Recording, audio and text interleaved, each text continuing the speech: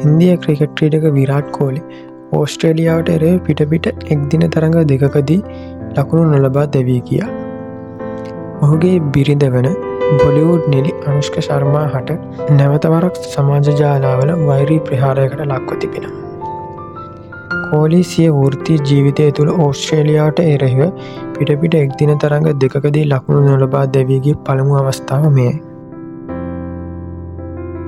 වසර ගණනකට පසුව වුවද කෝලි පිටියේ අසාර්ථක වන සෑම අවස්ථාවකම අනුෂ්කා ශර්මා හට ඉන්දිය ප්‍රේක්ෂකයන් දෝෂාරෝපණ එල්ල කරයි. චෝදනාකරුවන් චෝදනා එල්ල කරන්නේ විරාට් කෝලිගේ අසාර්ථකත්වයට හේතුව අනුෂ්කා ශර්මා බවයි.